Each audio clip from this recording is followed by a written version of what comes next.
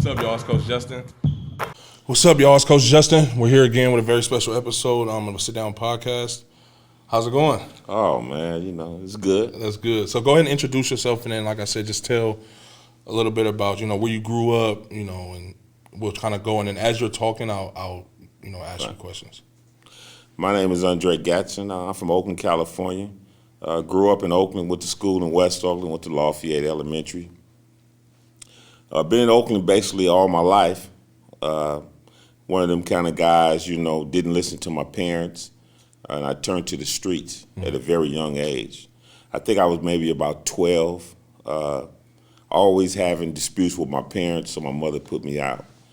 That young? At that young. Really? Yeah. Wow.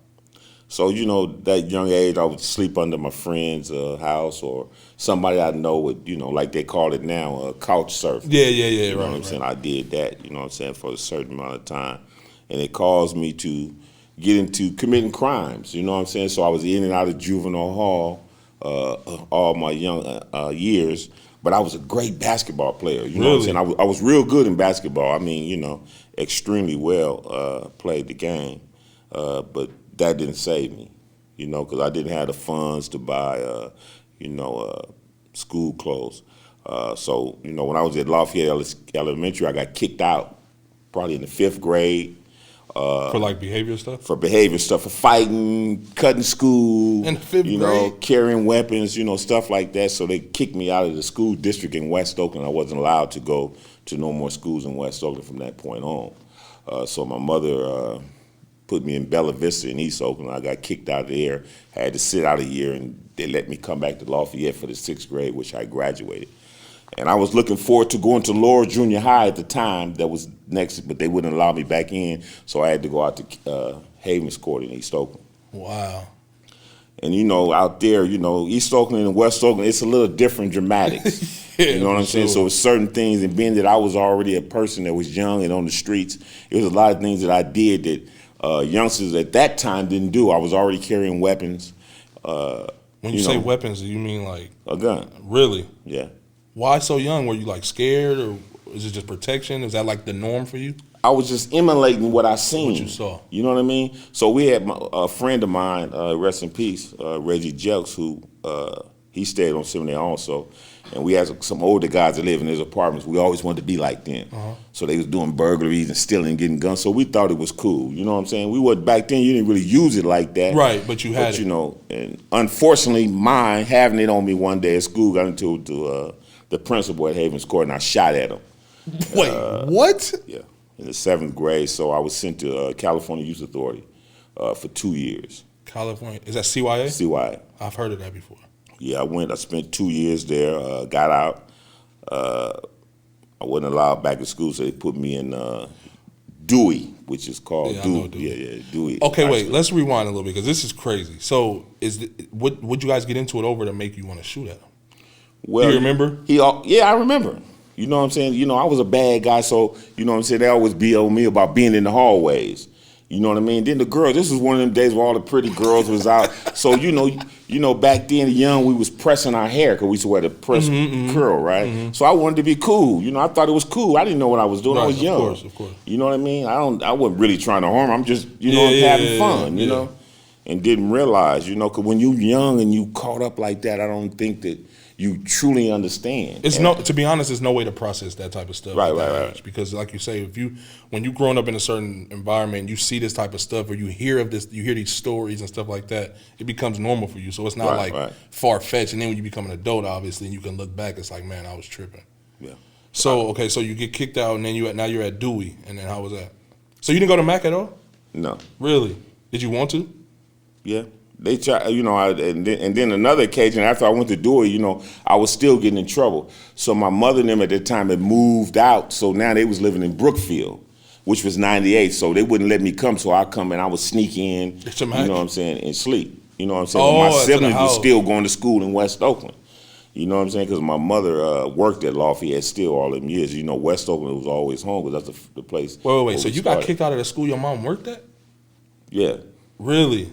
Yeah, my mother worked at Lafayette for years. That's crazy. You know, she used to come down there and whoop me in class, embarrass me, that kind of stuff, So, but that kind of experience, man. So when I went to Dewey, something happened when I was in Brookfield. Our neighborhood had got into it with somebody else, and I ended up, being the one on the front line. Right. You know what I mean? Right. I'm like, man, they sent me to YA again, and it was time for me to get out. I was good in basketball, so McCloud Tabscott, coaches at Catherine, everybody heard about me. Everybody trying to get me to go to their school, right, to play, because I was good. You know what I mean? So I ended up enrolling in Castlemont. I was in a foster home that I didn't want to be in. Really? Is this because your parents wouldn't let you come back home? Yeah.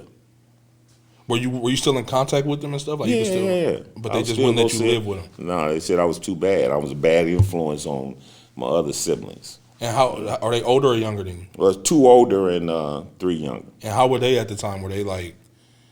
Well, they was young. They loved me because I looked out for them. Because we, the way we live, we never really lived with our parents because my mother and her husband always lived somewhere else. And then we was living in a place, you know what I mean? So it was always the kids, and I was the one that was like taking care of everybody. They used to call us the Salami Land Brothers, because that's all we ate every day. Really? Was salami and cheese. So when I started stealing, I would go out to the stores and steal to make sure my sisters and brothers could eat. Oh, that's good. So you know what I'm saying? I think a lot of crime, people that commit crime, I feel like a lot of it starts like that. Right. You know what I mean? And I think that's a part that's missing that they don't talk about. It's like some people start committing crimes to survive, you know what I mean? And to get by, and like you say, you were stealing food for you guys to eat. That's crazy. Right. So did you go to Castlemont at all or no? No, I was enrolled, but I never, I hung out in the back, with the cool guy, because, back then, we had the little hair, we wore the 5X BB with the Max, so it was cool with the big radios, and we just shot dice every day. How was that being from West Oakland going to school at Castlemont? Did they give you trouble and stuff? Nah, because I had been in trouble in and out of juvenile all my life, and see why I knew everybody. Oh. So back then they used to call me Cool Ass On, because my name is Andra, so they called me Cool On. Everybody liked me because I was every neighborhood I've been, and all them dudes, I knew when we got out, we stayed in contact. Got you. So, that's cool. So then what happens after Castlemont? Well, then I started. My mother then moved to 27th and West. They was back in West Oakland, but I didn't know. So a friend of mine one day, we was down by McClymonds. We went down there to mess with some girls, and this is when the coolie high was all he had perm. So they was chasing us down, chasing us down the street because the dudes come down with perm. It was that kind of thing. And I seen my little brother sitting on the porch. He said, "Man, oh, your brother." That's how I found out that they was living in West Oakland. Oh, wow. So I came. I was like, "Man, my mama, she at work, man. I'll be back." So I came back, man. I started sleeping in the basement. They didn't know? No, not starting off. She didn't know. When she found out, was she mad? No. Because you still her son. Yeah. That's crazy. Yeah. And then what at this point? Well, then at that point, I was hanging out with, I met the Broadway Hustlers. I became a Broadway Hustler. We had a little clique in Oakland at that time, Broadway Hustlers that ran the downtown area, and I started hanging with them. So they taught me how to hustle, how to survive on the streets, things like that. Then I got into that. And then there was a... at what point did you meet my dad? Like how old were you when you met my dad?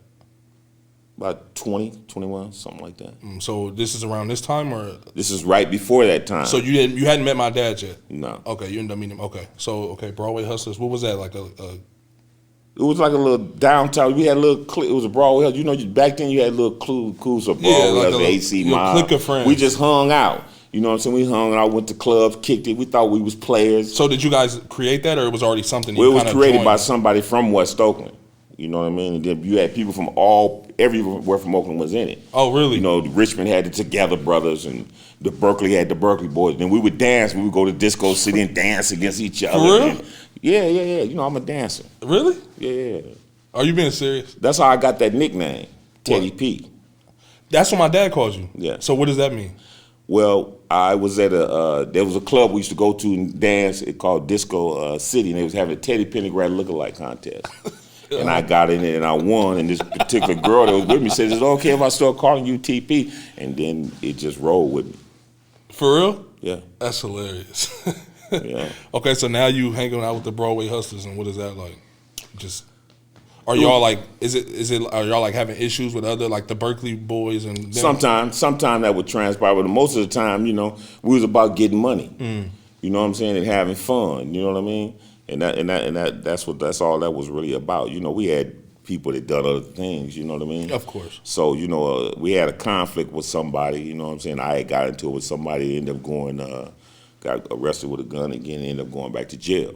So when I get out this time, I had a cousin that was from Brookfield who was already in the drug game, and she introduced me.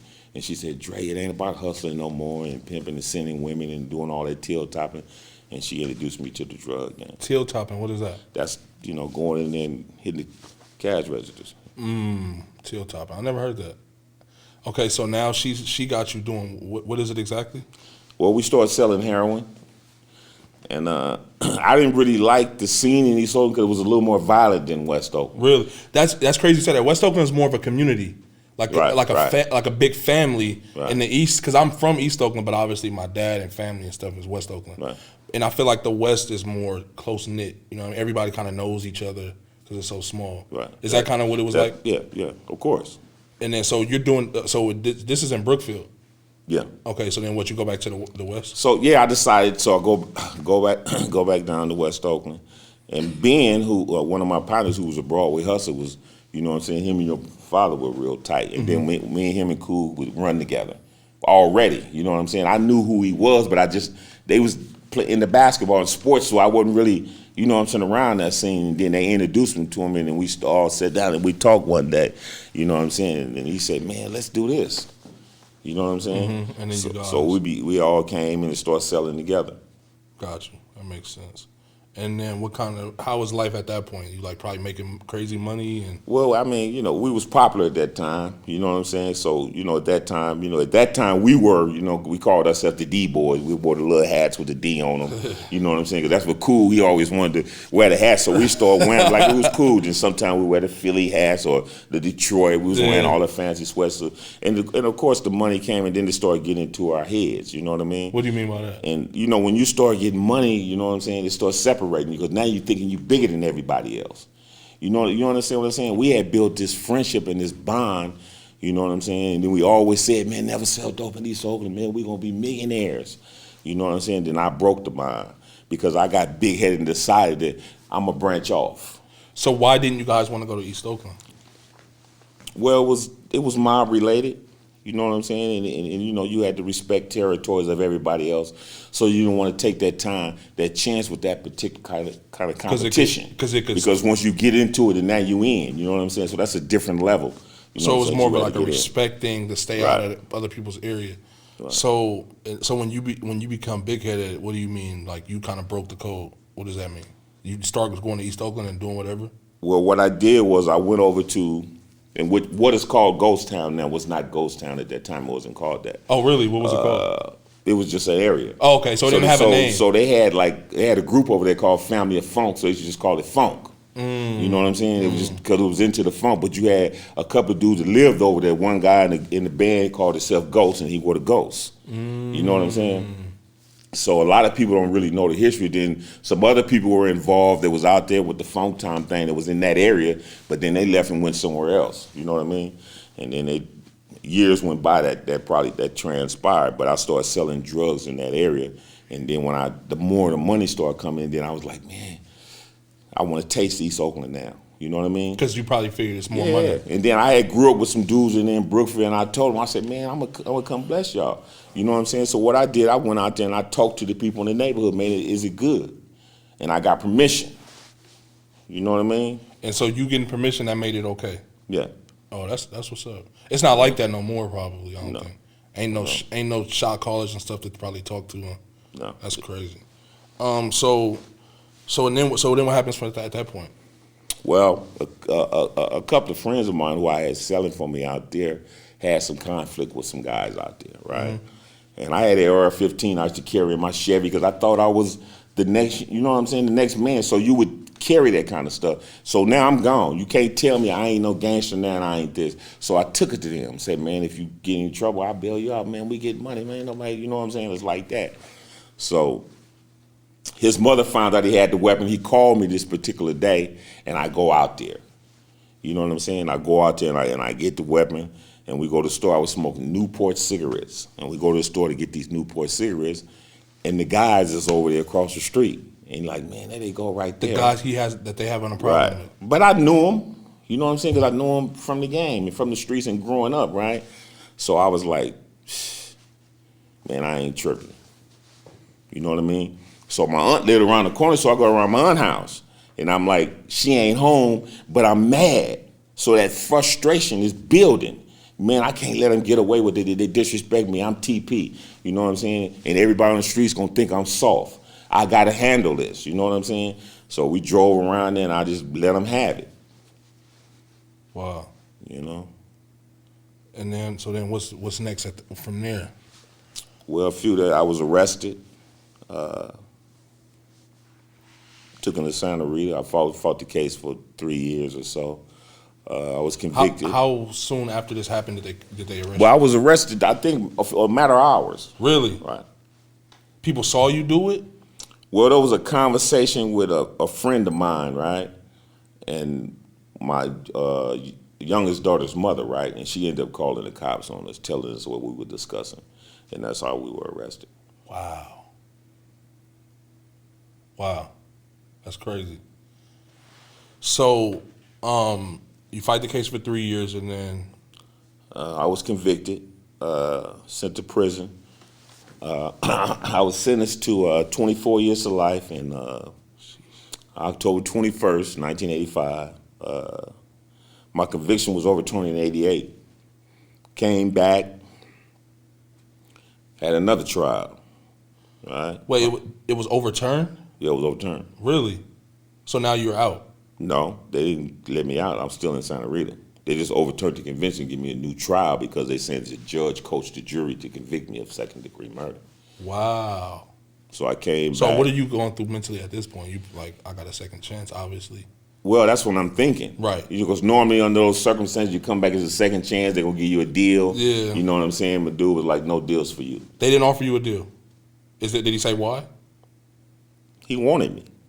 He probably knew you from the past? What it is, when I was in Santa Rita, I became a very popular guy in there. I've always been the kind of guy, leader. I was a leader all from the YA days, so I already knew how to organize and run things. And, I was getting into it with officers in there and doing a lot of things, so they had a dislike. And then they tried to flip me because they offered me a deal stating that if you would testify against these people in West Oakland saying that they're your drug suppliers, we'll give you a manslaughter and give you a new name. What? So, I was caught up in the game. Man, I started screaming, man, you don't know who I am? I'm Teddy P. I ain't no rat. To the police? Yeah, they said, we're going to give you life. Well, give it to me. And that's what they did. Wow.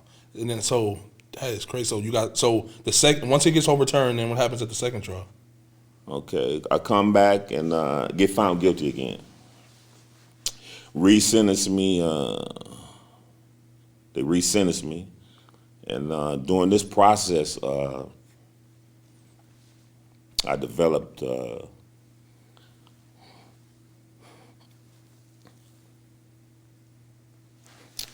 want to take a minute? Okay. They told me I had a heart attack, right? Mm-hmm. At this time. But I don't know. So they give me these pills to take. So I'm taking these pills, right? I'm thinking, okay, I had a heart attack. So I didn't notice. So by the time I got back to the prison, my wife came to visit me and said, man, you lost a lot of weight. I'm like, what? I didn't really notice it.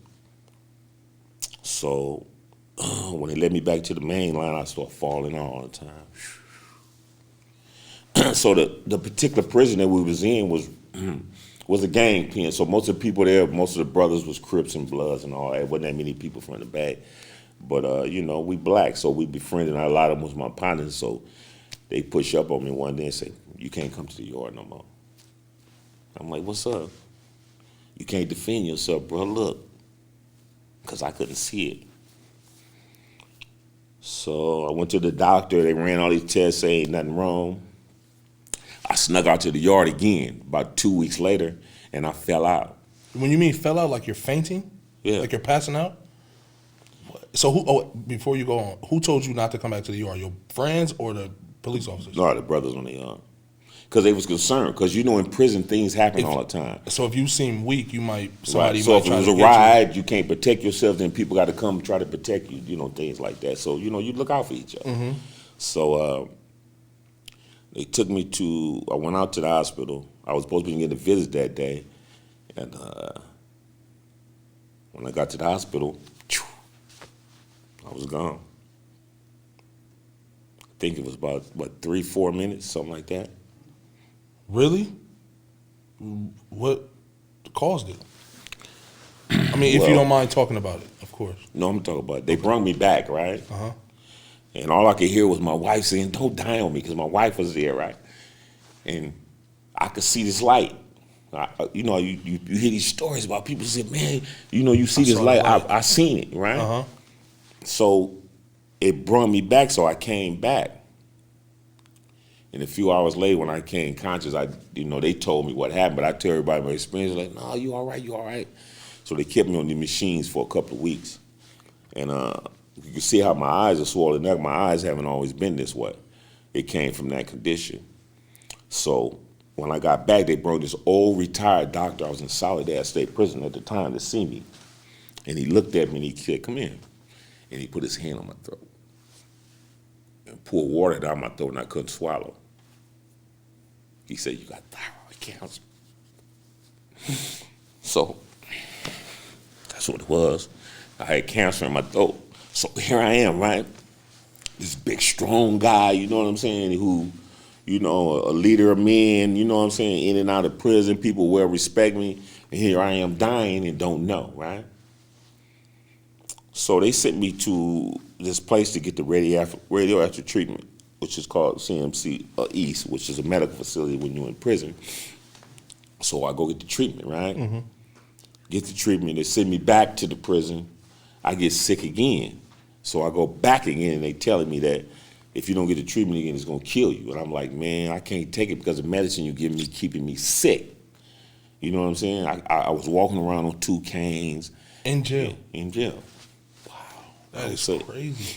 That's crazy you say that, because earlier today I interviewed a friend of mine who beat cancer, and he had to get his arm amputated.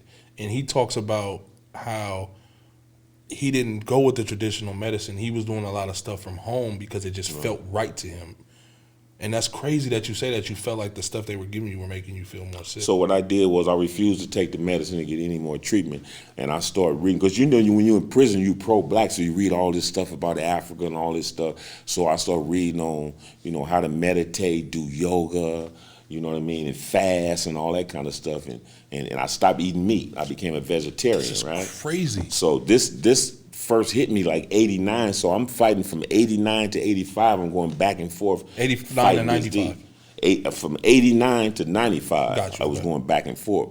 So I ended up going back to the prison I was in was changed to a lower level, so they had to send me to Corcoran State Prison. So when I go to Corcoran State Prison, a guy from Oakland was killed. You know what I mean? And in the prison? In the prison. So it was only 4 of us on the yard.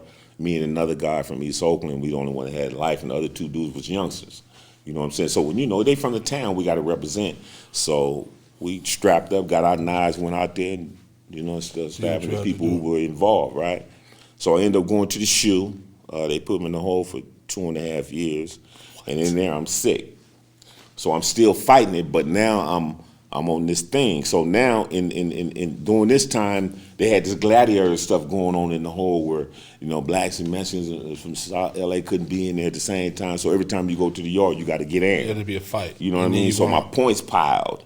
So now I went from maybe going to a level 2 to now I'm back to a level 4 again, So I was released to SAC 4, which is Folsom State Prison, in 95 out of the SHU. And then I go up there and I start working out. And everything started coming back. But my eyes, they said, would never go down because the swelling. That's why they big like this now. So I started working out in New Folsom, but I was changing as a man. You know what I'm saying? Something was telling me, I got a beautiful woman that's been staying by me all these years. I got kids at home waiting on me. I got to give up the life. You know what I'm saying? What should I do? So I met a white guy that I had knew years ago, and we was in Tracy. We used to fight against each other, and he was doing poetry. And he approached me on the yard, or tried to approach me on the yard. He couldn't because I was an important person in prison. I ain't gonna lie, I was still with the business. You know what I'm saying? I represented the Bay Area to the fullest. You know what I mean? And that's what I did because I was about it. That's what I was about. So when he approached me, he was like, man, it's time for change, bro. I was like, man, I ain't trying to hear that stuff, man. They ain't never letting us out of prison. Right. So me, you know, I went and I thought about it. So I said, all right, man, I'm going to take you up in the office. So I went over there, you know, so we started doing journal writing. You and this white dude? Yeah. What are your friends saying at this point? Well, he worked in arts and corrections, which is a program in the prison that deals with that kind of stuff. So everybody goes there anyway. Got you. Okay. You know what I mean? So he just got you to kind of sign up for this. Right, program. right. And then what he was trying to do was, because he used to be like a shot caller for the whites, so he's trying to show everybody it's cool. Because man, if you change your life, everybody else will follow. You know what I'm saying? Oh, because you're the top god. One of them. One of them for the blacks. Right. So I started going. I started liking it. Uh-huh. So we met this brother that from another one guy who was on the outside. He was part of a group called the Warriors Network, where they teach men how to do work, right? So he brought it to my attention. He said, "Man, I want y'all to start this group, a men support group." I was like, "Man, what does it entail, man?" You know what I'm saying? So we started coming up with ideas. So we came up with this idea. We're gonna have 12 men start off in a circle, and we get to really talk about how you feel and teach men how to deal with issues, because me, I grew up violent all my life, and I was mad, but I never knew why. Why? You know what I mean? So when we started doing these workshops, I started understanding why. When my mother used to beat me or my father used to beat me when I was little, I became so mad. Everything I dealt with in a violent way. I didn't know how to deal with that. That's all I knew. So I grew up that way. You know what I mean? So I really got into it, and I started gravitating. I'm like, man, this is me right here. This is something I want to do. So I became the lead facilitator, right? And my points went down, and I was transferred to Susanville, right? So I go up there, and, you know, I'm basically trying to do the same thing, because now I'm in the process of changing and trying to teach myself. I'm taking classes again. How's your health at this point? Well, I'm back now. You good? I'm not having no problem. Right to this day, when I go to my doctor, they don't understand why I'm alive without taking that medication, because they said I was supposed to take those pills for the rest of my life. That's so dope, man. Yeah. That's so dope. Yeah. So I end up going there. Up there, that was a real racist prison. You know, if you Susanville? you don't really have a stand a chance up there. So something transpired with one of the dudes from Oakland did something he wasn't supposed to do, and he had to be handled. So they came and got me. You know, threw me in the hole and roped us up. Man, you assaulted this dude and all this stuff. I like, man, I ain't assaulted nobody. I was at work. Here's my time card. They proved I was working, so they dropped it. So why'd they blame you? Just because they knew you were one of the top guys? Right, and that's how they do. See, the way they do it in there is like this: if you don't tell them who did it, then they punish you. You know what I mean? And they figure they know you know, because everything goes through you anyway. Right. So what ended up happening, they dropped those charges, but then they charged me. They said, no, you didn't do nothing. You ordered somebody else to do it. So they conspired. They end up, I fought that in the hole for another, 18 months or so. What? And I appealed it, and it got overturned. So when they came back, I've been sitting in the hole 18 months. I ain't seen my family. And I'm like, they said, look, man, we got a deal for you.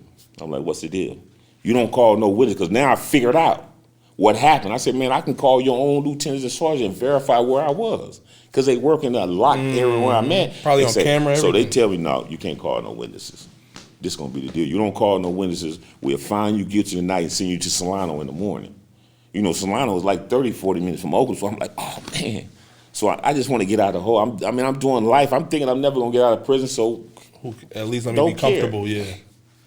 So I go there, and I was still playing sports, still playing basketball, baseball, softball, and all that stuff. So I go there, and I meet some guys, and I start refereeing. You know what I'm saying? So when I started refereeing, they had equipment like this. They had a podcast, but they would never use it. So I said, man, let me do it. So I became the production technician for the prison. I had my own TV show that aired every Monday in the prison, even though they went against it. But once I got it going, you know what I'm saying, it was like, wow, man, because then I became a certified peer health educator. The state of California came in and trained us, so I was teaching about infectious diseases and STDs, right? So on my show, I had this little saying that I always used to say, that men live in harmony walk in peace. You know what I mean? And I had all kind of shows. Sometimes I'd be on there with a wig, or you know what I'm saying. And then I write plays. I wrote a play about STDs and HIV, because HIV and Hep C was real big in prison at the time. So I wrote something pertaining to that. So my points go down again, and I end up getting transferred now to a lower level, which is a level 2, right? At this point, how many years are you in prison? How long have you been in prison at this point? This is 2000. We're in 2005 now. 2005. Yeah, so that's about.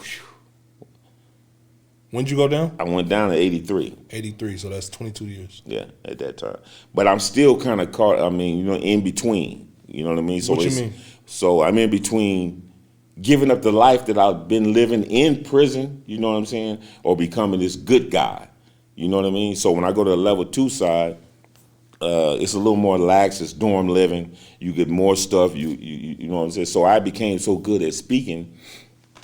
They had a program called the SAP program, where they deal with people, where they teach you about, STDs, anger management, stuff like that, victim impact, different groups in there, right?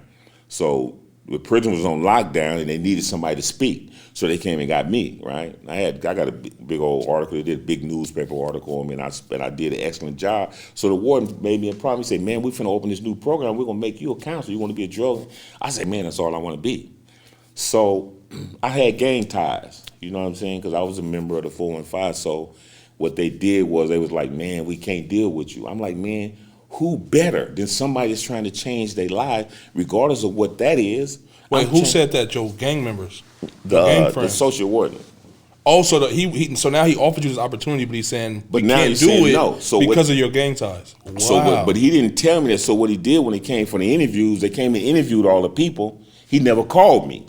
So I called him one day. I said, man, you could at least, why you didn't call me? You could at least told me. me. I said, man, but you, out of respect. I said, what I did with you? I said, man, I'm better than anybody you got. So what I did, I met a couple of brothers, one who I work with now, who did the same amount of time. I'm in prison. We worked together in San Francisco, named Patrick Carr, and a brother out of Sacramento named Mervyn Brookins came up with this idea, well, let's start our own in-building self-help. So we sat down and we started teaching all the other inmates at tables in our building. You know what I'm saying? We started off. This is amazing. We started off with the seven habits of seven highly effective people. That you read that book. That's the book we started off with, and then so we went to the social warden. She wouldn't approve it, so we went to Dr. Janelle, which is a psychiatrist, and she became our sponsor. So we started teaching, and then we got good. So you're teaching other inmates, right? So now we're starting to grow. So now they're allowing us to go to other yards. So now I done found my niche, right? So. And I understand how it go and how things go in prison. You know what I'm saying? You can't struggle that field and do both. You know what I'm saying? So I dedicated myself to, man, this is what I'm going to do now. You know what I'm saying? So I got into it and I became a facilitator, and we started a group called Real Talk. And you know what I'm saying? We just go to different buildings and we would put on, like I always would come out with a bandana on and been telling people how I used to be and who I am now. And that's when I came with, from now on, you can't call me TP no more, I'm Andra. My mother named me that I'm the son of a school teacher. So in 2005, when I gave up my street name. Really? Right? And I started pushing. All I was pushing was self-help and self-help only. So all the young dudes that came in there from the town, the first one I tell them, if you ain't going to school, you ain't doing this, I ain't messing with you. Let's do this. It's time to get out of prison. And they used to you being you on the street. They used to Teddy P, not Andre. Right. So how are they reacting to that? Are they like... Well, they saying I'm soft now. You know what I'm saying? People are like, oh, man, you soft. And it's a few of them that's out there that's youngers that was doing life now that's out there doing extremely well. Like doing similar stuff? Right. And I was telling, man, you don't see the big picture, man. But you will. They finna open these doors, man. So we got to get ourselves prepared. You know what I'm saying? So how did you know that? Did you just feel it? You had a feeling, or did somebody tell you that? Because we seen it. You could tell. You could tell. You know what I'm saying? Because in the beginning, when they wasn't letting lifers out of prison, they may let one out a year. You know what I'm saying? So around 2007, 2008, when it started changing, Brown came back in office. See, what people don't understand is the way the laws work in California. I was sentenced to 15 to life for second-degree murder, then 7 for the attempt murder, right? On a 15 to life sentence in the state of California, you're only supposed to do 10 years and 8 months. You're eligible for parole. But they wasn't doing that. You know what I'm saying? They were making you do... What they was doing, they put everybody on like you doing on death row. You doing life in prison. So they ignoring the 15 and just focusing on the life, basically. They ignoring it. Wow. Because and then another thing that happened during that time, see, we got caught up in a cycle because all the district attorneys that sent us to prison is now the judges in the courts. So when we appeal it, you're not going nowhere. So I think around about 2009, 2010, another brothers from Oakland who's out now is working over in the community with another organization that I mess with, United Players, and he filed a writ. What does that mean? He filed a writ with the court. It's like a document you file with you saying that they violating our civil rights, right? And holding us in prison so long. So you put a light on it, right? So now they know that we know now that you're keeping us in prison illegally. But we know you can't just let us out because we could sue. So they had to come up with a way to let us out of prison. So they, when Brown came back to office, because you understand, Brown was the governor when all that stuff first happened. So who better to fix it than the person who implemented these laws? So they started making it where, you know, you had to take self-help, you know, anger management, victims, you know what I'm saying? But the thing is, when you took these groups, you had to really be walking it. And that's what we was teaching the other inmates. You can't just be taking a group and then going in and expecting these people to let you out. And you going back doing the same stuff. And that's why a lot of them are still in there now and didn't get it. Because even when I got mine, people were like, man, they ain't gonna never let you out. I mean, they even told me that because right before... Take your time.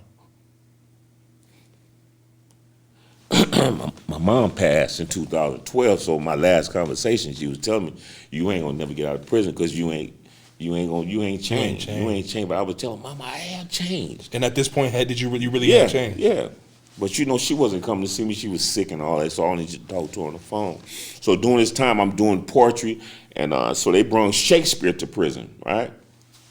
So I started doing Shakespeare. So right now, the Shakespeare Theater in San Rafael, they got a big picture of me up there. Really? Because I wrote my own play called Freedom From.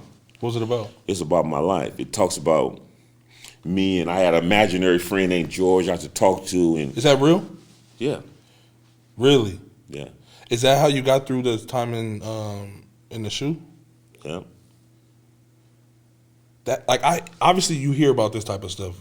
I hear about it. I see it in movies, obviously, that they really keep people, you know, in confinement like that for that long. But that's crazy to me, to be sitting here talking to somebody that literally went through that. Like, man, I don't wish it on nobody, man. I mean, you know, man, that's that. I mean, you know, you want to be tough. You know what I'm saying? We tough on the outside, but when you're in your bed at night, you crying, right? Because you don't know when you gonna ever get out. But once we seen that they start letting people out and start pushing, I started really trying to educate myself. I wouldn't allow nobody to call me nothing but that. I didn't hang out with the fellas on the yard no more. They still respected it because they knew what I was trying to do. So they weren't like giving you a hard time? No. They probably respected you and kind of maybe feared you a little bit. I mean, I was, you know. So in 2012, I'm thinking I'm going to get out in 2009. I don't get out. So I still was... I remember this because at this time I'm at Mac. And right. Andre he kept telling me, I think my daddy might, I think you were up for, I don't even know how it works. Every 3 years you go up. He kept telling me, I think when you didn't get out, I think he told me that too, because we graduated that year. 2009 we graduated. Yeah, so I go back in 2012, I'm like, I know they're going to let me out now, because now I done did everything. I done took the gang classes. I've been clean for 10 years. I ain't been getting no trouble. And plus, I was the chairman of a group in prison called POP, was called Prison Outreach Program, where they bring the youth juveniles into the prison to talk. I was a chairman for 13 years, and I ran that. You know what I mean? So you were doing a lot of things. Oh, yeah. I mean, definitely. You know what I'm saying? I was doing a lot of things in there, man. It changed a lot of dudes' life. You know what I'm saying? A lot of dudes, when they get out now, like right now, I write letters to the Board of Prison Terms, let them know, because the Board of Prison Terms, I'm what they call one of the facilitators in Alameda County that still works for the parole office. Like when we have parole meetings, I'm one of the ones that, you know what I'm saying, that orchestrate the meetings and help people get jobs and stuff like that. Really? Yeah, so anyway, in 2012, my mother passed, right? So when I go to board this particular day, they tell me somebody want to talk to you. And he said, TP. And I'm like, man, who is that? He said, somebody named Ferguson. So I go in there and I look, and I'm like, damn. Who is it? Ex-Oakland police officer who I had a conflict with the year before I got arrested. Wow. And he's like, man, you ain't going home. I got a deal for you. You come in and state that you are not ready for parole, I'm going to deny you 10. What does that mean? deny me 10 years. So you got to wait 10 years before 10 you go more back? years. So I went out, and then, there's a few officers that respect me, so when the officer came out, I said, don't do that. Go on, take the 3. And I thought about it, I'm like, damn, man. So I took it, went there, I'm not ready for parole. What? Yeah. So I went back then, and I told my wife, like, you know what? I'm really for the grind. I'm going to quit my job. I went back up on the hill and took Illinois Computer Certification Course, IC3. Got my computer certifications, you know what I'm saying? Took a few more other classes, you know what I'm saying? And just kept on that straight path. You know what I mean? Then the wards and all them, they wrote letters for me, and you know what I'm saying? Because they knew I had changed, right? So I know I'm ready now because I truly have changed. I wasn't that person no more. And if anybody knows that, it would be you. Right. And then you can tell by my deeds in action. You know what I'm saying? Every time something happened, like I had sent a letter to the mayor of Oakland called unnecessary blood, right? And I was writing every time something happened in Stockton or Richmond, I would write whatever that organization is, you know what I'm saying? And write about it and tell them how I feel about it. This is what you need to do. So you're basically doing journalism. In a way. That's crazy. In a way. And is anybody like, because these are a lot of different ideas that you're coming, is anybody like helping you come up with these, or is this just you just sitting there with this idle time and you're coming up with, that's crazy. Yeah. That is crazy. So what about this cop? Did he ever did you ever see him again? Like, no, he retired. As a matter of fact, on that hearing, everybody that came in front of him from Oakland, he did the same way. It wasn't just me. It was everybody that was from Oakland. The next day, he retired. Why, though? He was just probably because he could. You got to understand, he used to be with Grimace and them. He was one of those dudes on the street. So this is his chance to get back. You know what I mean? Yeah. And that's what happened. Wow, man. I can't believe stuff like that, actually. I mean, I know it happens, but like I said, to be actually talking to you about that and somebody that went through that, that's crazy. You got to be strong-minded, man. Well, now I work for the Success Center in San Francisco, so I'm teaching a lot of youngsters. We got a youth build program, 18 to 24, green construction, peer apprenticeship construction program. We have a lot of sites. We just opened up a site up on MacArthur now. There's a family services. So we got 4 sites in San Francisco and 1 in Oakland. So we deal with a lot of kids, you know what I'm saying? And they don't be believing it, you know what I'm saying? And then I would tell them, I said, look, man, this ain't no movie. I ain't one of them guys that's just gonna make up stuff. I actually lived that life. You understand what I'm saying? I lived that life. I know all your homeboys in your neighborhood. I can go anywhere. You know what I'm saying? Not that I'm proud of that, you know what I'm saying? But when I went to prison, I stayed the same solid dude I was. You ain't never hear nothing bad about me. You know what I'm saying? But I'm here to tell you, you know what I'm saying? That life, it's not gonna work. It don't mix. Ain't nothing gonna come out of it with prison and death. So when I used to write my portrait, I wrote a little piece. I entered this competition. I wrote one called Mars Next Stop, right?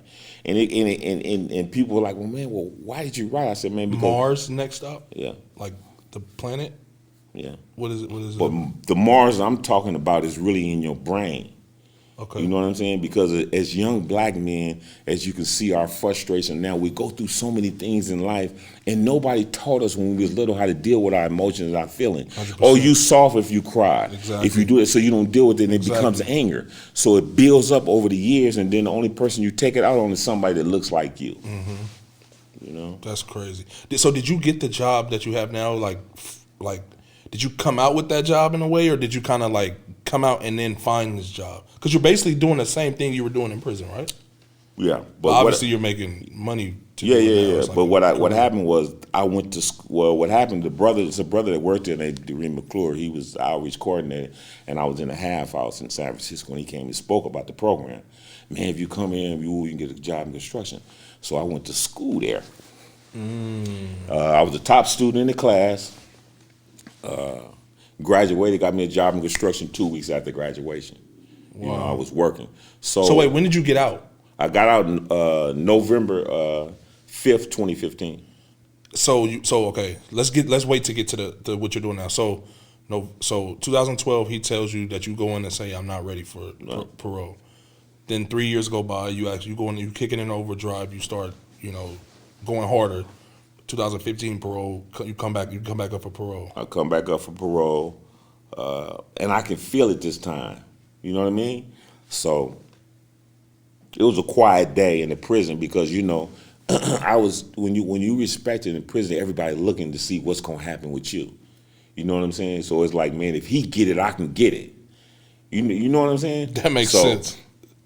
Is that a lot of pressure for you? Or? Oh, of course, because not only am I'm trying to gain my freedom, I'm trying to teach these other brothers how to gain their freedom, and now, regardless of where you came from. And now, if you get out, it kind of helps your credibility too. Right, you know what I mean? Like, okay, this dude did it. And then they knew I wasn't faking in prison, because some people be faking. They knew I wasn't faking. Yeah, so when I go in there, you know what I'm saying, all the years I'd always lied. They always should tell me what, and this is the reason why they always should hit me with, man, well, what happened? Man, dude pulled a gun on me and I got scared. You know what I'm saying? Denied. No insight, right? So I'm like, what the hell is insight? See, we never knew what insight was, so they was whooping everybody, so we looked up what insight mean. You know what I'm saying? I'm like, insight, man, what goddamn?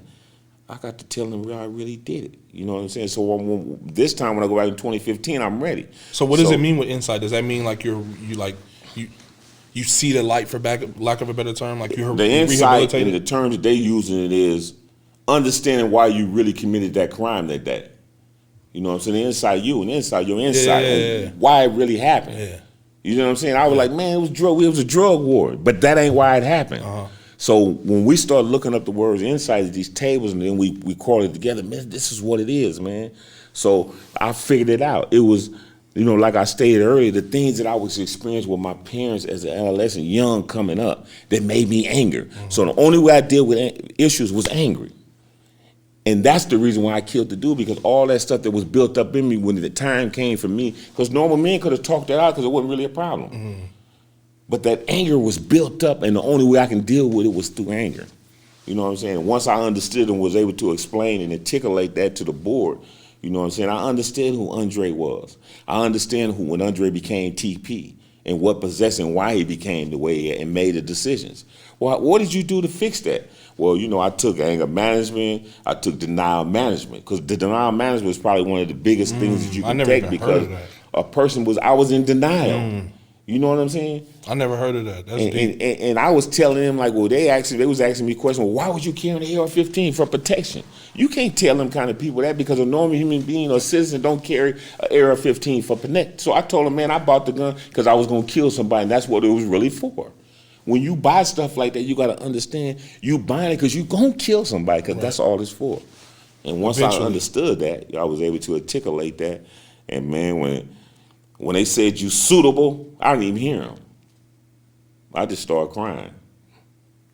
Were you so wrapped up in you finally getting this stuff off to them? So is that why you didn't hear them, or like? Yeah, that's what it was, because I finally told the truth. Because and this is something you learn from taking victim impact, right? When you start understanding the victims and how they feel. See, I didn't just affect my family, the person that was killed and the person that shot. I affected the police, the ambulance, everybody in the neighborhood, all the witnesses. You know what I'm saying? And then when you understand that, you don't want to put nobody through that. And his parents need to understand that. Take it off. He didn't do nothing wrong. You know what I'm saying? I did that. You know, I chose to do that. I thought I was a gangster, and I wanted his parents to know that I changed. You know what I'm saying? So I wrote him a nice long letter, and the board read it. I wrote it to the parents and let them know this is what I did with my life. I took your son's life. And that's the reason, one of the reasons why I had to change. You know what I'm saying? Did you kind of feel like you kind of owed them that a little bit in a way? Yeah. You know, when you truly understand, man, how bad you hurt somebody, man. See, when we out here in the streets and we in this game and we playing with this gun, we ain't tripping on it. But when you get a chance to really think about it, you know what I'm saying? He had a mama just like me. You know what I mean? And he lost it to the streets, man. That stuff don't mean nothing, man. Nothing. Do you, when you wrote the letter, did you hear anything back or anything like that? Yeah. They don't let you communicate, but they let them say something through the board. You know what I'm saying? They appreciated it. You know what I mean? That's crazy, man. I mean, at least, man, that's wild to hear that story. That's crazy. Oh yeah, and I mean, you know, it was a big burden on me because I was holding all this in all them years. You know what I mean? And then I've been lying. You know what I'm saying? And that's why I was in prison. It wasn't necessary. I mean, even though I was messing up, I was, I caught a few stickings. I got caught with knives. You do that kind of stuff. That happens. You know what I mean? But as they say, hurt people hurt people. You know what I'm saying? I'm no longer a hurt man, so I'm gonna never hurt another human being ever again. You know what I mean? So it's my job, you know what I'm saying? Because in there I took a little group and you had to write your mission statement. And my mission statement is to write and teach hope to at-risk youth. And that's what I do. Because I started it and that's what I'm about out here. So when I go out here and talk to them youngsters, I'm telling them, man, I'm you. You know what I'm saying? That's dope. I'm you. And I lived through that. I live, and what people don't understand when they're trying to talk to these young people now, they're trying to conform them. You can't conform. It's their time. You got to let them be, but you got to give them the real. They're not going to take the real from somebody who was in the game that was a fake. But somebody like me that went through it and really did it and experienced it and stayed the same person and could tell them, man, you know what I'm saying, from that experience, man, it's something that you don't want to experience. And you didn't sell yourself out right in the process. Right. That's deep, man. You said a lot. Is there anything specific that you would say to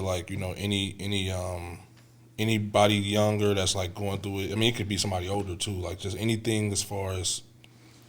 Well, I got two words that I love that I had grew to love over the years, and that's choices and decisions. Many of us don't understand the importance of making the proper choices and decisions in our life, and especially when it comes to our young people. I understand they out there hurting. And you may not know how to deal with those issues. Find you somebody that you can talk to, that you can confide in, that want to listen to you, so you can deal with them issues, you can get out that rut. You know what I mean? Especially in today's age with so much going on right now, you know what I mean? You don't want to be one of them ones locked away. And I'm glad thank you for that, for one. And for two, I'm glad you said that because I'm a big mental health guy, you know what I mean? And my dad will tell you, I put myself in therapy, everything, and I obviously didn't go through half of what you went through. I never been to prison or anything, but I had my own issues that I was dealing with that affected me a certain way. And then like I was telling somebody, it's like, man, the more and more I would talk to my therapist, and now I do this thing which is like self-therapy, to where I sit in the mirror and I have an honest conversation with myself. You know what I mean? Right. And I talk to myself, and you can't lie to that person looking back at you. I could lie to you all day, every day, but as long as I'm being truthful to him in the mirror, then that's kind of my focal point, like what I kind of focus on. And it helps me because it keeps me humble. You know what I mean? It keeps me moving forward, and it's like I'm aware of and I'm protecting my happy space. Right. I was drinking a lot. You know what I mean? And my family and my dad finally said something to me, and for him to say something to me, it hit me a little different. Right. And I cried that night. I don't think he knows it. You know what I mean? But it was just like I was self-medicating because I was going through. I put so much pressure on myself from playing sports and not making it pros, and I kind of fell out of love with the game in college because I felt people weren't honest and true with me, and I became this like ball of just hurt. You know what I mean? And now sometimes I could be having a regular conversation, or I could be watching a movie, and it could be something super emotional, and I'll start crying. Something as small as a basketball team and they win the championship. Right. And when I'm watching them celebrate, it makes me emotional. You know what I mean? And I used to, like you say, I used to be called a crybaby because when I would lose games, I would cry, in basketball, and I was known as that. And it was looked at as a bad thing. But now I tell people all the time, just like you are with my friends, I tell them, like, bro, what we go through and experience as young men coming from the inner city, it's not normal. Right. You know what I mean? We think it's normal because it's our normal. And it's what, like, I was in college, and my coach straight up told me, I don't want you going home to visit for this summer because too many of my friends were getting murdered and going to jail for murder or anything. And it was like, you need to stay out here because I know you're safe. And I'm just like, bro, that's home. Like, I'm gonna be good. You know what I mean? It's not okay. So that's dope that you kind of that kind of tied into, you being able to get through and obviously, stay. It's tough right now, man. I mean, I got a couple of 19 years old, my participants that I talk to all the time, and when they come and tell me things, man, I be like, wow, man. Things they got to go through at such a young age and deal with. Some of them are grown before they want to be grown. Mm-hmm. And they don't have a choice. I mean, look at you. You said you had the pressure and the responsibility to, I don't know if you were forced to, but obviously you took it on to make sure your brothers and sisters ate. You know what I mean? That's a lot for a kid. You know what I mean? Oh, yes. Yeah, especially during that time because it was kind of unheard of. You know what I'm saying? Now you got kids like that now because it's a little faster, you know? Is there anything like, have you ever written a book? Well, I started on one called Caught Up in the Game, but I never finished it. You know, because then I thought about it. I said, it's not the time. You know what I'm saying? So now I'm waiting now because now I'm doing a lot of talking. I'm going around. I speak at churches. I just been asked to come and speak to some brothers in Washington, D.C. So, you know, I'm going to wait. I don't think it's my time right now. I feel you. Because I'm writing one as well, and I feel the same exact way. Right. I want to build my brand up to a certain degree before I release mine. You have like social media? Do you do the social media stuff? And Well, not really. I look on Facebook. I might look on there because sometimes they have stuff on there, but I don't really, you know. Just in case anybody sees this and wants to like reach out to you or like, you know, email you or, you know, like see if they, you know, something like that. Like, and that's why I was asking. Would you, if I could set up to where, because, you know, I coach at Mac now. Right. Can we try to set up a way where you can come talk to either my team or maybe the school? Yeah, I've been trying to do that. I've been talking to somebody at Mac since I've been out. I've been trying to come up there and speak. Really? There's a new principal there. I'm going to see because I think that'll be dope. And I think them kids need to, because me being back in that is just like, man, it's crazy. Yeah. It's so crazy. Well, thank you for coming out. Is there anything else that, you know, that you want to touch on? Mars Next Stop. Yes, let's talk about it. It deals with everything that goes on in society right now, right? So when I sat down and I wrote it and I thought about it, right, because I wrote a piece called Crank. I wrote this piece in 2009, and exactly what I wrote is existing right now, but this particular poem was wrote in 2013. It's called Mars Next Stop. Take a deep breath. Stress upon stress. The future versus the past, religion against religion, life a merry-go-round with ups and downs, street corners whispering, 3 strikes you're out, help wanted signs, hard work for 5 and a dime, landlords ripping off the masses, talk shows controlling the mind, political rape deadlines running out of time promises to love and honor, guns, missiles, tanks, and poison, people killing crack killing the people, children killing each other for no fortune and enjoying the fame. Oh, what a shame. Mothers crying because the babies are dying. Fathers, where are you? Situation critical, struggling to cope, feeling you can't win, ideas with no solution. Mars Next Stop. That was dope. That was dope. Yeah. Do you have like a book or something that you keep these written down in, or you just keep them up here? I got a probably a bunch, huh? Yeah. And then sometime because my son is a rapper, so sometimes I'll be sitting there and I come up with stuff. You know what I mean? I haven't really been getting into it like I was in there because then I was really into it because we was having competitions. Oh, really? You know, out here now I'm so busy. You know what I'm saying? Dealing with the youth. I'm 5 days a week. I'm there on Saturdays. I got a weekend program that I'm involved in that we deal with youth and talking to them on the weekend. We're doing everything virtual now, so that's a new experience for me. You know. Before we go, how was that coming home and seeing everything different? Because I think right after you came home, I finally got to meet you. I always heard a lot about you from my dad. Obviously, me knowing Dre. Right. How was that? The technology and everything was crazy. It was different, man. Because at the Success Center, right, they got all these computers, right. So you know, I was familiar in there, but you don't be on this much. So when they started teaching me about different things, you know what I'm saying, how to download, move this stuff, I'm like, what? What's going on? I'm thinking more like the Jetsons now, you know what I mean? I'm like, wow, you know, but I'm used to it now, you know what I'm saying? I'm in the groove now, you know what I'm saying? I'm learning the case management, you know what I'm saying? Doing my case notes and doing all other things and the responsibilities. You know, I could say, you know, that working at the Success Center, you know what I'm saying, has really changed my life because they give me the opportunity, you know what I'm saying, to be who I really am. You know what I'm saying? They put me out there, they send me out. You know, sometimes we get barbecues, basketball tournaments at Hamilton and Frisco and all. I'm always out there refereeing, doing different things, you know what I'm saying, in the community. Next time, man, I got your number now. So next time you do something, I want to come. Okay. I want to come to an event. I want to support any way I can. You know, so I want to give you my word and say that, like, I want to help you with whatever I can, because I knew a little bit of your story from my pops, but I didn't know it was this deep. Right. And I'm glad. Thank you for coming up, first of all. I know I probably said that like 20 times now. But yeah, this was dope, man. This was like, you got a really, really crazy story, and it's dope, and it's like I said, you see that type. I see stories like yours in movies. You know what I mean? Right. Like, have you seen that series called For Life on TV? What it go on that? No, I haven't seen that one. 50 Cent, I don't know if he's like a writer on. Have you heard of it, Trev? So it's really good. So this guy,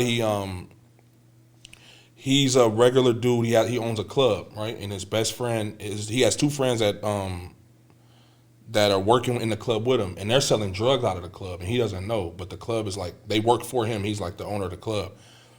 So the police come in, and then they both flip on him and send him to jail, and he gets sentenced to life for a kingpin charge.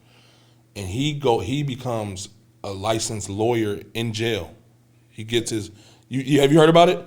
I kind of peeked at it a little bit. Yeah, We man. were supposed to watch it, but we never did. No, that thing is good. And he literally, like, he starts off taking cases for other inmates, like you getting sent to the shoe. You know what I mean? And he would fight that case for him and get that dropped, and then he would lose some. It's really, really good, man. I think you should watch it. Yeah, I'm gonna check it out. I think you should watch it. But anyway, like I was saying, man, thanks for coming out. Is there anything else you wanted to add before we get out of here?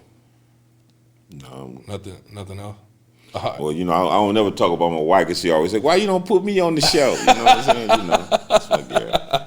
But yeah, life is good, man. I'm moving forward. You know what I'm saying? Looking forward to my future. You know what I'm saying? Because I'm still growing. Right. You know what I'm saying? Then the things that I experienced in my life, I took a life. You don't never get over that stuff. You got to deal with that for the rest of my life. That's gonna be back here. You know what I'm saying? Then the temptations of the streets is still there. Right. Because you got people that you knew that was, when you left, they still having money, so they trying to pull you back. You know what I'm saying? But right here, it's over, man. You know what I'm saying? It's about helping change them young people in our community, the men as well as the women. Yeah, that's dope, man. And I feel like that's kind of what because you have this same hustler's mindset, Right. and this by any means mindset, but it's geared in a different direction now, and now you're impacting the community in a positive way as opposed to a negative way. You know what I mean? That's super dope. That's super dope. Yeah, we got to bring it back, man. You know, Richie Rich that wrote that song years ago, bringing it back. He need to redo that song. He need to bring the town back. Because, you know, they out there now, young people, it's their time. You know what I'm saying? It's their time. And I was thinking, like, when I was writing that, because I remember, like, when my dad being who he is, and I would be riding with him, and I love these type of stories. I used to ask him questions like this about his specific situation. And I liked when I would be driving around in a car with him, be like, oh, this is where I used to hang out, and I could still see, now I see people my age or, you know, in my generation, probably on these same blocks. But I feel like when my son comes, you know, if things keep going the way it are in Oakland, when my son comes and I drive past these blocks, it ain't gonna look like, you know what I mean? Yeah, and that's what I mean by, I want Oakland to look like Oakland, but I don't want it, obviously, the killing and the drugs, and I want it to be, you know, we have our own laundry mats, you know what I mean? Like, my mom has her hair salon, like, we can do it, you know what I mean? We have them, we're smart enough, the resources are out there, you know what I mean? And I feel like what you're doing, obviously, what I'm trying to do is like the step to it. And to believe it or not, to be honest, we might not reap the benefits of it, but I think my son and those later generations will. And some of them not aware. You'd be surprised how many young people are not aware that these resources exist. You know? Exactly. Well, man, again, thank you for coming out. I appreciate it. Like I said, anything I could do for you, you got my 100% support, whether, you know, it's me coming out, me bringing people, me introducing you to people, because what you're doing is dope, man. And well, I brought some of my cards, so I can leave you my card if anybody wanted to contact me or inquire and I'll put about it in our construction program. I'll put it in the video, email. so that's perfect. I'll put all of that stuff in the video, and then we'll go from there. All right. All right. Thank you again, man. Yes, sir. Yes, sir.